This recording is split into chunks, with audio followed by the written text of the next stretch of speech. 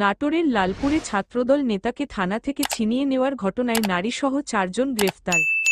তথ্যচিত্রে স্বাধীন আলম হোসেন। নাটোর জেলা প্রতিনিধি। নাটোরের লালপুরে জেলা ছাত্রদলের যুগ্ম সাধারণ সম্পাদক রুবেল উদ্দিনকে গ্রেফতারের পরে থানা থেকে ছিনিয়ে নেওয়ার ঘটনায় নারীসহ 4 জনকে গ্রেফতার করেছে যৌথ বাহিনী। লালপুর থানা থেকে জেলা ছাত্রদলের যুগ্ম সাধারণ সম্পাদক রুবেল উদ্দিনকে তার অনুসারীরা তাকে ছিনিয়ে নেয়ার 18 ঘণ্টা পর আবারও তাকে গ্রেফতার করা হয়। বুধবার 9 এপ্রিল দুপুরে নাটোর লালপুর উপজেলার শেষ সীমানা ও পাবনা জেলার ঈশ্বরদী থানার সীমান্তবর্তী এলাকা থেকে তাকে গ্রেফতার করা হয়। এছাড়া সকালে রুবেলের বোনসহ আরও 3 জনকে গ্রেফতার করা হয়।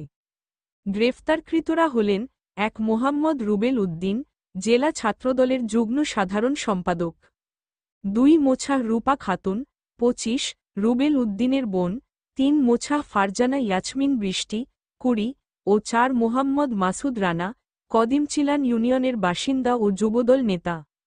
লালপুর থানার ভারপ্রাপ্ত কর্মকর্তা ওসি নাজমুল হক জানান, কালকের অপ্রীতিকর ঘটনার পরবর্তীতে পুলিশ আসামি ধরতে ব্যাপকভাবে অভিযানে নামে।